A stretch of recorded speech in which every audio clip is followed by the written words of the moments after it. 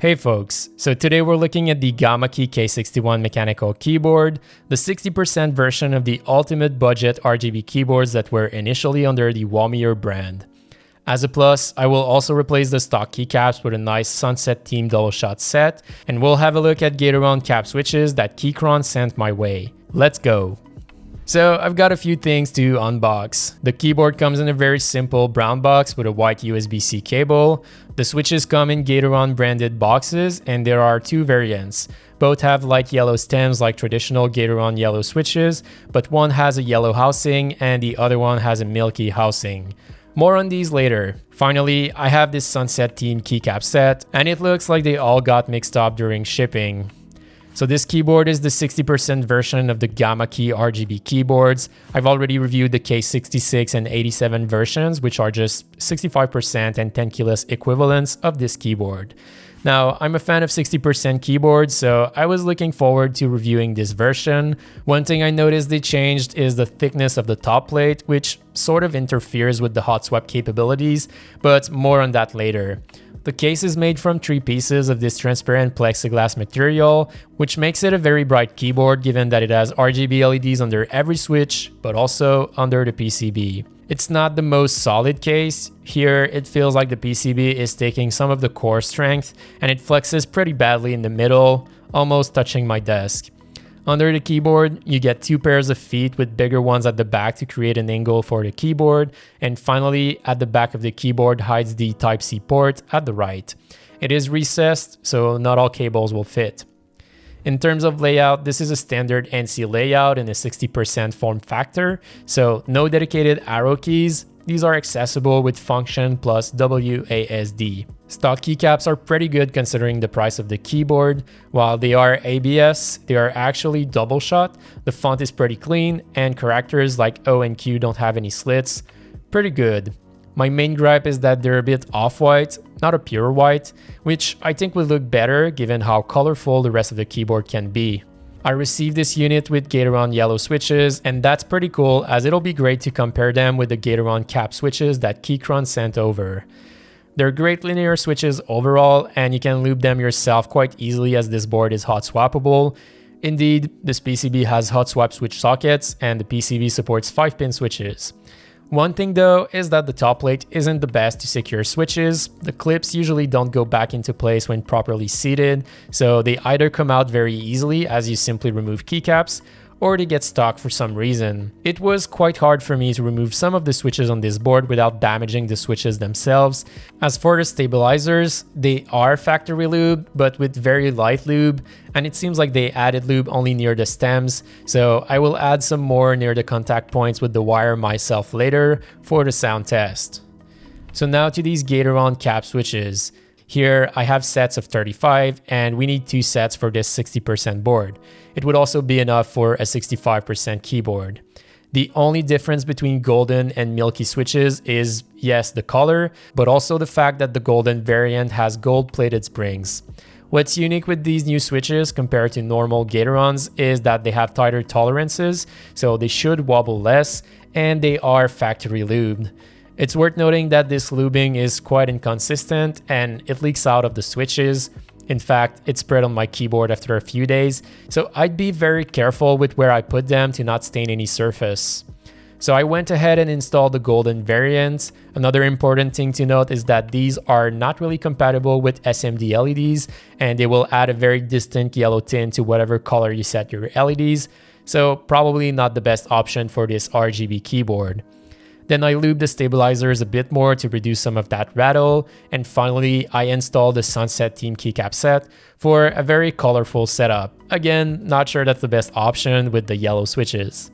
I find these are a bit expensive as the font is identical to the latest AM Pro 2 edition and the Feker 60% keyboard stock keycaps to budget 60% keyboards. They are double shot, made from PBT. The legends look pretty good overall, although there are size inconsistencies. So yeah, maybe a bit expensive at around $50. But this theme is quite unique, so that may be the reason to go for it. But now, do a sound test.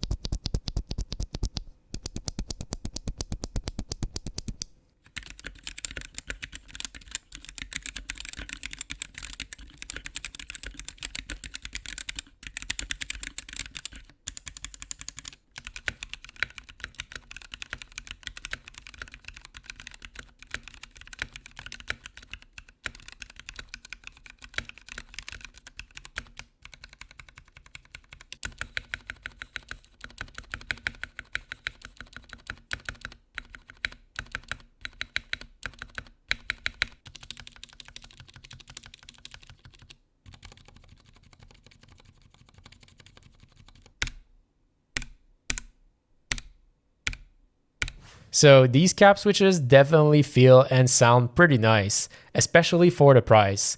They are smoother and quieter than stock Gateron yellows. They're supposedly less wobbly than regular Gaterons, and while they don't wobble much, it's a bit hard to tell just by comparing them side by side. I can say that they definitely feel equal or better. One big downside with them is that they leak out some of the lube and they will definitely spill on your top plate. And I'm pretty sure that won't look too good once dust settles in. One of the great features of this keyboard is its RGB lights. Both the top and bottom LEDs can be controlled independently with function plus left and right controls. There's a bunch of animations on board, but the selection for the bottom LEDs is quite limited. You can also pick a color with function plus space. Here, the color palette is a bit all over the place. On previous Wamier or Gamakay keyboards, you'd actually pick from a rainbow pattern instead. Not sure if it's a bug, but the color you pick does end up being the color that's set. Again, it doesn't look too great with the golden cap switches, so I'd go with clear or at least milky switches with this keyboard. This keyboard also has a software to configure it. It's a Windows only app and Windows doesn't seem to like it. It doesn't look super great. The first page allows you to customize the light effects. Seems like it's pretty much the same level of customizability as on board, but you can pick from pretty much any RGB color here instead of what's offered on the board.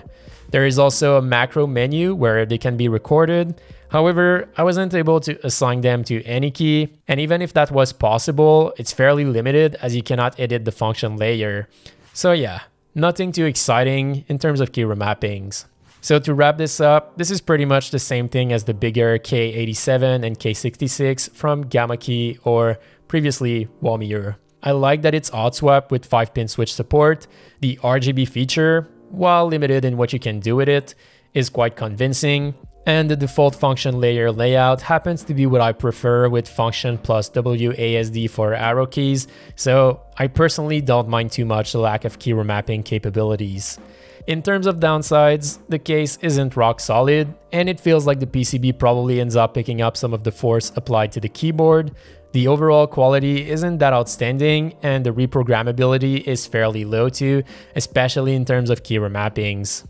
In the end, I'd probably go with this keyboard if I really cared about the RGB feature. Otherwise, I'd probably go with a GK61X or something like that for a more solid case and plate. As for the Gateron Cap Switches, definitely a nice and smooth switch. I'd go for it if I didn't want to bother lubing my switches. It doesn't seem to be applied consistently given the various spills that each switch creates on top plates, but the switches feel equally smooth and they also sound pretty good. Considering that you can get 70 of the milky variants for under $25 right now, definitely a linear switch to consider in my view if you're on a budget. So that wraps it up for today. As always, I'll have an affiliate link to this keyboard down below, as well as all the parts I used in this video. Feel free to use them if you're interested and want to support the channel at the same time. So thanks for watching, make sure you leave a like if you did, and don't forget to subscribe if you haven't already, as I'll see you in a future video.